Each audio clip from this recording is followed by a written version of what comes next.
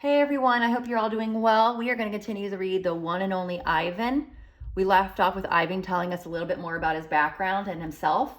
So we're going to continue on from where that was. 9,876 days. Ruby is finally asleep. I watch her chest rise and fall. Bob, too, is snoring. But my mind is still racing for perhaps the first time ever I've been remembering. It's an odd story to remember, I have to admit.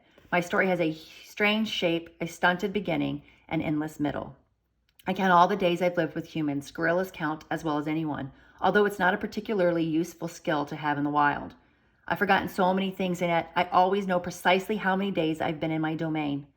I take one of the magic markers Julia gave me. I make an X, a small one, on my painted jungle wall. I make more X's and more. I make an X for every day of my life with humans. My marks look like this, with X's. The rest of the night, I mark the days, and when I'm done, my wall looks like this. And so on until there are 9,876 X's marching across my wall like a parade of ugly insects. A visit. It's almost morning when I hear steps. It's Mac. He has a sharp smell. He weaves as he walks. He stands next to my domain. His eyes are red. He is staring out the window at the empty parking lot. "Ivan, my man," he mumbles. "Ivan?"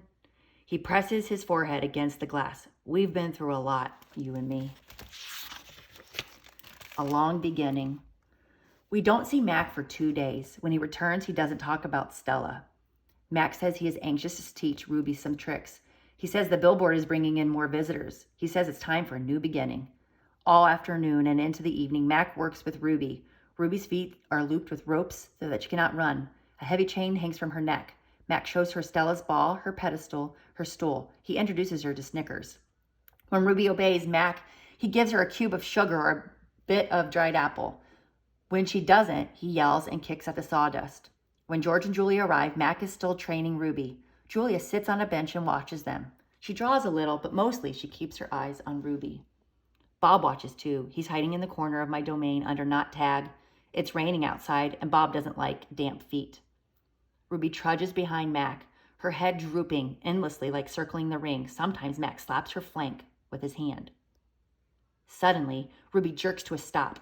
Mac pulls the chain hard, but Ruby refuses to move. "Come on, Ruby," Mac is almost pleading. "What is your problem?" "She's exhausted," I say to myself. "That's the problem." Mac groans. "Idiot elephant." "Idiot human," Bob mutters. "Walk, Ruby," I say, although I know she's too far away to hear me. "Do what he says." "Walk," Mac commands. "Now." Ruby doesn't walk. She plops her rump on the sawdust floor. "I think maybe she's tired," Julia says. Mac wipes his forehead with the back of his arm. "Yeah, I know. We're all tired." He pushes Ruby with the heel of his boot. She ignores him. George looks over from the food court where he is wiping off tables. "Mac," he yells. "Maybe you should call it a day. I'll close up." Mac yanks on Ruby's chain. She's as anchored as a tree trunk. He pulls harder and falls to his knees. "That does it," Mac says. He brushes sawdust off his jeans. "I am through playing around." Mac stomps off to his office. When he returns, he is carrying a long stick. The gleaming hook on its end is almost beautiful, like a sliver of moon. It's a claw stick. Mac pokes Ruby with a sharp point. Not hard, just a touch. I can tell he wants to see how much it can hurt. I growl low in my throat. Ruby doesn't budge. She is a gray, unmoving boulder. She closes her eyes, and for a moment, I wonder if she might have fallen asleep. "I'm warning you," Mac says. He breathes out. He stares at the ceiling. Ruby makes a huffing sound. "Fine," Mac says. "You want to play it like that?"